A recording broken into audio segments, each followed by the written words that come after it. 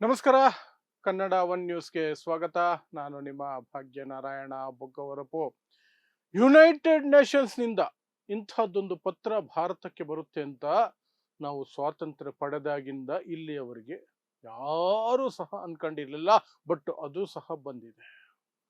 ಏನು ಗೊತ್ತಾ, ಜನಾಂಗೀಯ ತಾರತಮ್ಯ ನಡೀತಾ ಇದೆ, ಅದರ ಬಗ್ಗೆ ಕ್ರಮ ಕೈಗೊಳ್ಳಿ ಅಂತ ಹೇಳಿ ಯುನೈಟೆಡ್ ನೇಷನ್ಸ್ ವಿಶ್ವಸಂಸ್ಥೆ ಭಾರತ ಸರ್ಕಾರಕ್ಕೆ ಪತ್ರ ಬರೆದಿದೆ. ಇದು ಭಾರತಕ್ಕೆ ದೊಡ್ಡ ಅವಮಾನ. ಯಾಕೆಂದ್ರೆ ಭಾರತ ಜಗತ್ತಿನ ಅತಿ ದೊಡ್ಡ ಪ್ರಜಾಪ್ರಭುತ್ವ. ಆ ಪ್ರಜಾಪ್ರಭುತ್ವದ ಜೀವಾಳನೇ ಜಾತ್ಯತೀತತೆ, ಎಲ್ಲರನ್ನು ಒಳಗೊಂಡು ಒಟ್ಟಾಗಿ ಹೋಗುವಂತಹ ಒಂದು ಸಮಾಜ.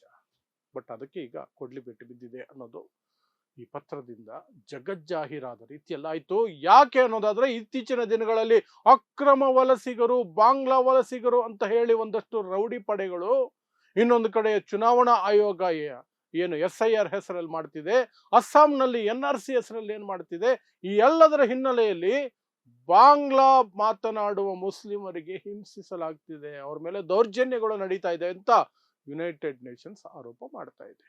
ಸೊ ಏನಿದು ಪತ್ರ, ಯಾವಾಗ ಬಂತು, ಅದರಲ್ಲಿ ಏನಿದೆ ಮತ್ತು ನಿಜವಾಗ್ಲೂ ಸಹ ನಾವು ಏನ್ ಆಗ್ತಿದ್ದೀವಿ ನಮ್ಮ ದೇಶ, ಒಂದಷ್ಟು ವಿಶ್ಲೇಷಣೆಯನ್ನು ಮಾಡೋ ಪ್ರಯತ್ನ ಮಾಡ್ತೀನಿ. ಸೊ ನಿಮಗೆ ಗೊತ್ತಿದ್ರೆ, ಕಳೆದ 15 ದಿನಗಳಿಂದ ಕರ್ನಾಟಕದಲ್ಲಿಯೂ ಸಹ ಪುನೀತ್ ಕೆರೆಹಳ್ಳಿ ಅನ್ನುವಂತಹ ಪಿಂಪು ಆರೋಪಿ, ಕೊಲೆ ಆರೋಪಿ, ಗೂಗಲ್ ಪೇ ಫೋನ್ ಪೇಯಲ್ಲಿ ಭಿಕ್ಷೆ ಬೇಡಿಕೊಂಡು ಸಮಾಜದಲ್ಲಿ ಅಶಾಂತಿ ಮೂಡಿಸುವವನ ಅರೆಸ್ಟು, ಬಂಧನ, ವಾರೆಂಟು, FIR ಇದ್ರ ಬಗ್ಗೆ ಕೇಳ್ತಾನೆ ಇದೀರಿ. ಸೊ ಏನಕ್ಕೆ ಅವನ ಮೇಲೆ ಅಷ್ಟೊಂದು ಕ್ರಮ ಆಗ್ತಿದೆ ಅಂದ್ರೆ, ಅವನು ಕಂಡ ಬಡವರ ಗುಡಿಸಲಿಗೆ ನುಗ್ಗೋದು, ನಿಮ್ಮ ID ಕಾರ್ಡ್ ತೆಗೀರಿ, ನಿಮ್ಮ ಆಧಾರ್ ತೆಗೀರಿ, ನಿಮ್ಮ ವೋಟರ್ ID ತೆಗೀರಿ, ಅದು ತೆಗೀರಿ, ಇದು ತೆಗೀರಿ ಅಂತ ಹೇಳಿ ಗೂಂಡಾಗಿರಿ ಮಾಡ್ತಿದ್ದಾನೆ. ಅವರು ಬಾಂಗ್ಲಾ ಮಾತಾಡ್ಬಿಟ್ರೆ ಸಾಕು, ಅವರು ಅಕ್ರಮ ಬಾಂಗ್ಲಾದೇಶಿಗರು ಅಂತ ಹೇಳಿ ಪ್ರಚಾರ ಮಾಡೋದು, ಮತ್ತು ಈ ದೇಶದ DGP ವಿರುದ್ಧನೇ ಸುಳ್ಳು ಆರೋಪಗಳನ್ನ ಮಾಡೋದು, ಅದಕ್ಕೂ FIR ಹಾಕ್ಸ್ಕೊಳ್ಳೋದು. ಧೈರ್ಯವಾಗಿ FIR ಹಾಕ್ಸ್ಕೊಳ್ತಿದ್ದಾರೆ ಈ ಮನುವಾದಿಗಳು. ಯಾಕೆ ಅಂದ್ರೆ, ಈ ಸರ್ಕಾರಕ್ಕೆ FIR ಹಾಕೋದಕ್ಕಿಂತ ಹೆಚ್ಚಿನ ಕ್ರಮ ಕೈಗೊಳ್ಳುವ ಧೈರ್ಯ ಇಲ್ಲ ಈ ಸರ್ಕಾರಕ್ಕೆ ಅನ್ನುವ ಧೈರ್ಯ ಇವ್ರಿಗಿದೆ. ಸರ್ಕಾರಕ್ಕೆ ಧೈರ್ಯ ಇಲ್ಲ ಅನ್ನುವ ಧೈರ್ಯ ಇವ್ರಿಗಿದೆ. ಹಾಗಾಗಿ FIR ಹಾಕೊಳ್ಳಿ, ಅರೆಸ್ಟ್ ಮಾಡಿದ್ರು ಸಂಜೆ ಒಳಗಡೆ ಬೇಲ್ ಸಿಗುತ್ತೆ ನಮಗೆ. ನಿಮ್ಮ ಪೊಲೀಸರೇನಲ್ಲೋ ಕೋರ್ಟ್ ಮುಂದೆ ಹೋಗಿ ಅವನನ್ನು ಬಿಡುಗಡೆ ಮಾಡಲೇಬಾರ್ದು, ಏನು ಇಲ್ಲ ಅಂತ ನಿಮ್ಮ ಪೊಲೀಸರು ವಾದ ಮಾಡಲ್ಲ, ನಿಮ್ಮ PPನೂ ವಾದ ಮಾಡಲ್ಲ, ಪಬ್ಲಿಕ್ ಪ್ರಾಸಿಕ್ಯೂಟರ್. ನಮಗೆ ಬೇಲ್ ಸಿಗುತ್ತೆ, ಒಂದಿನಕ್ಕೆ ಆಚೆ ಬರ್ತೀವಿ, ಮತ್ತೆ ನಮ್ಗೆ ಗುಂಡಾಗಿರಿ ಮುಂದುವರ್ಸ್ಕೊಂಡು ಹೋಗ್ತೀವಿ, ನಮಗೆ ಬೇರೆ ಹೊಟ್ಟೆಪಾಡಿಗೆ ಅದೇ ಇರೋದು ದಾರಿ, ಹಾಗಾಗಿ ನಾವು ಇಂತಹದ್ದನ್ನೇ ಮಾಡ್ಕೊಂಡಿರ್ತೀವಿ ಅಂತ ಇವರು ದೌರ್ಜನ್ಯಗಳು. ಇದೆಲ್ಲವೂ ಸಹ ಒಂದಲ್ಲ ಒಂದು ರೀತಿಯಲ್ಲಿ ಭಾರತದ ಇಮೇಜ್ ಅನ್ನ ಹಾಳು ಮಾಡ್ತಿದ್ದಾವೆ ಇಂಟರ್ನ್ಯಾಷನಲ್ ಲೆವೆಲ್ ಅಲ್ಲಿ ಅಂತ ಬಿಜೆಪಿ ಸರ್ಕಾರಗಳಿಗೆ, ಬಿಜೆಪಿ ನಾಯಕರುಗಳಿಗೆ, ನರೇಂದ್ರ ಮೋದಿಗೆ ಯಾರಿಗೂ ಅರ್ಥ ಆಗಲ್ಲ. ಯಾಕಂದ್ರೆ ಇದೆಲ್ಲದರಿಂದನೇ ಅವ್ರಿಗೆ ವೋಟ್ ಬರೋದು ಅನ್ನೋದು ಅವರ ನಂಬಿಕೆ.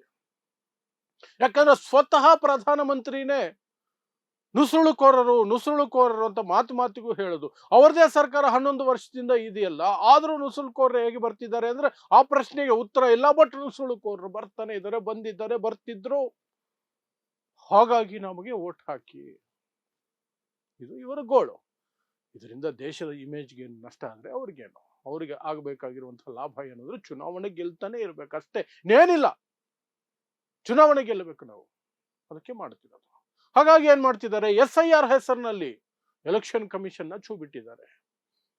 ಒಂದೊಂದು ರಾಜ್ಯದ ಒಂದೊಂದು ಕತೆ, ಹುಡುಕಿ ಪಾಪ ಅವರಿಗೆ ನೋಟಿಸ್ಗಳನ್ನ ಕೊಡೋದು. ನೀವು ಭಾರತದ ಪ್ರಜೆ ಅಂತ ನಿರೂಪಿಸಿ ನೊಬೆಲ್ ಪ್ರೈಸ್ ಪಡ್ಕೊಂಡಿರೋರಿಗೆ ಕಳಿಸೋದು, ಯೋಧರಿಗೆ ಕಳಿಸೋದು, ಇರ್ಫಾನ್ ಪಠಾಣ್ ಅಂತವ್ರಿಗೂ ಕಳಿಸ್ಬಿಡೋದು. ಯೋಚನೆ ಮಾಡಿ, ಎಂತೆಂಥವ್ರಿಗೆ ಕಳಿಸಿದ್ದಾರೆ ಅಂತ ಯೋಚನೆ ಮಾಡಿ. ಸುಮಾರು ಜನಕ್ಕೆ ಕಳಿಸಿದ್ದಾರೆ. ಸೊ ಈ ರೀತಿಯಾಗಿ ಕ್ರಿಕೆಟರ್ಸ್ಗೆ ಇರ್ಫಾನ್ ಪಠಾಣ, ಇನ್ನಾರಿಗೂ ಒಬ್ಬರು ಕ್ರಿಕೆಟರ್ಗೂ ಕಳಿಸಿದ್ದಾರೆ. ಈ ರೀತಿಯಾಗಿ ನಿರಂತರವಾಗಿ ಮಾಡ್ಕೊಂಡೇ ಬರ್ತಿದ್ದಾರೆ. ಯಾಕೆ? ಅವ್ರು ಕೊಡ್ತಿರುವಂತ ನೆಪ ಏನು? ಅಕ್ರಮ ವಲಸಿಗರು, ಬಾಂಗ್ಲಾದೇಶದಿಂದ ಅಕ್ರಮ ವಲಸಿಗರು ಬಂದು ಎಲ್ಲ ಕಡೆ ಹರಡ್ಕೊಂಡ್ಬಿಟ್ಟಿದ್ದಾರೆ ಅಂತ. ನೀವೇನ್ ಮಾಡ್ತಿದ್ರಿ ಅವ್ರು ಬರೋವಾಗ? ನಿಜವಾಗ್ಲೂ ಬಂದಿದ್ರೆ ಅವ್ರು ಬರೋವಾಗ ನೀವೇನ್ ಮಾಡ್ತಿದ್ರಿ ಅಂದ್ರೆ ಅದಕ್ಕೆ ಉತ್ತರ ಇಲ್ಲ. ಬಟ್ ನಮಗ್ ಓಟ್ ಹಾಕಿ, ಅವ್ರು ಬಂದಿದ್ದಾರೆ ಆ ಕಾರಣಕ್ಕೆ ನಮ್ಗೆ ಓಟ್ ಹಾಕಿಲ್ಲ ಅಂದ್ರೆ ನಿಮ್ಗೆ ಅಪಾಯ. ಅಂದ್ರೆ ಅಪಾಯ ಅಂತ ಹೇಳಿ ಹೆದರ್ಸಿ ಓಟ್ ಹಾಕ್ಸ್ಕೊಳ್ಳೋದಕ್ಕೆ ಅಕ್ರಮ ವಲಸಿಗರು ಅನ್ನುವಂತಹ ಹೆಸರನ್ನ ಬಳಸ್ಕೊಳ್ತಿದ್ದಾರೆ. ಸೊ ಅದಕ್ಕೆ ಪೂರಕವಾದಂತಹ ಅದೇ ರೀತಿಯ ಮನಸ್ಥಿತಿಯ ಸರ್ಕಾರನೇ ಇರಬೇಕಾದ್ರೆ, ಎಲೆಕ್ಷನ್ ಕಮಿಷನ್ ಅದನ್ನ ಮಾಡ್ತಿರ್ಬೇಕಾದ್ರೆ, ನಾವ್ಯಾಕೆ ಅದರ ಲಾಭ ಪಡ್ಕೊಳ್ಬಾರ್ದು ಅಂತ ಇಂಥ ಪಿಂಪ್ ಆರೋಪಿಗಳು, ಕೊಲೆ ಆರೋಪಿಗಳು ಬೀದಿ ರೌಡಿಸಂ ಮಾಡ್ಕೊಂಡು, ಓಪನ್ ರೌಡಿಸಂ ಮಾಡ್ಕೊಂಡು ಓಡಾಡ್ತಿದ್ದಾರೆ. Open rowdyism. ಇವರೆಲ್ಲ ಜೈಲಲ್ಲಿ ಕೊಳಿಬೇಕಾದಂತಹ ಮನಸ್ಥಿತಿಗಳು ಅಥವಾ ದೇಹಗಳು ಇವು. ಆದ್ರೆ IAS ಆಫೀಸರ್ ತರ, IPS ಆಫೀಸರ್ ತರ ಹೋಗಿ ಜನರ ಡಾಕ್ಯುಮೆಂಟ್ಗಳು ಚೆಕ್ ಮಾಡ್ಕೊಂಡಿದ್ದಾರೆ.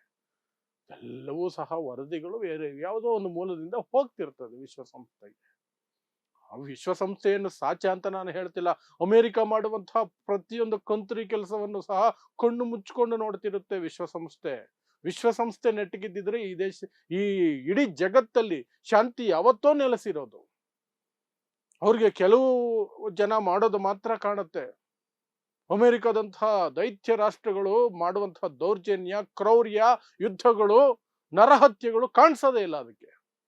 ಬಟ್ ಕೆಲವು ಸಂದರ್ಭಗಳಲ್ಲಿ ಏನೋ ಈ ರೀತಿ ನೋಟಿಸ್ ಕಳಿಸ್ಬಿಡುತ್ತೆ. ಭಾರತಕ್ಕೆ ಕಳಿಸ್ಬಿಟ್ಟಿದೆ. ಈಗ ಮೊನ್ನೆ ಜನವರಿ 19ನೇ ತಾರೀಕು ಆ ನೋಟಿಸ್ ಬಂದಿದೆ. ಅದಕ್ಕೆ ಭಾರತ ಉತ್ತರ ಕೊಡಬೇಕಾಗತ್ತೆ. ಇನ್ನು ಅಸ್ಸಾಂನಲ್ಲಿ NRC ಹೆಸರಲ್ಲೂ ಸಹ ಅದೇ ನಡೀತಿದೆ ಅಂತ ಯುನೈಟೆಡ್ ನೇಷನ್ಸ್ ಆರೋಪಿಸಿದೆ. ಎಸ್, ಅಲ್ಲಂತೂ ಶಿಬಿರಗಳನ್ನೇ, ಏನು ವಲಸಿಗರ ಶಿಬಿರಗಳನ್ನೇ ಇದು ಮಾಡಿಬಿಟ್ಟಿದ್ದಾರೆ. ಅವ್ರನ್ನೆಲ್ಲ ಒಂದು ಕಡೆ ಕೂಡಿ ಹಾಕುವಂತಹ ಕೆಲಸಗಳು ನಡೀತಾ ಇದೆ. ಸಾಕಷ್ಟು ನಡೀತಾ ಇದೆ. ನಮಗೆ ಓದಿ ಮಾಧ್ಯಮಗಳು ಇರೋದ್ರಿಂದ ಯಾವ ಸುದ್ದಿಗಳು ಸಹ ನಿಖರವಾಗಿ ಹೊರಗಡೆ ಬರ್ತಿಲ್ಲ.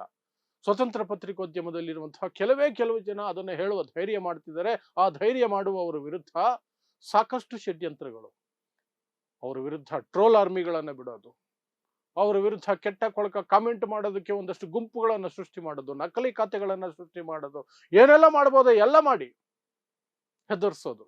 ಸ್ವತಂತ್ರ ಪತ್ರಿಕೋದ್ಯಮದಲ್ಲಿ ಸತ್ಯ ಹೇಳುವವರನ್ನ ಹೆದರ್ಸೋದು. ಅವರು ಸಹ ಸುಳ್ಳು ಹೇಳುವ ಪಟ್ಟಿಗೆ ಬಂದ್ಬಿಡ್ಬೇಕು, ಆಗ್ಲೇ ಸಮಾಧಾನ.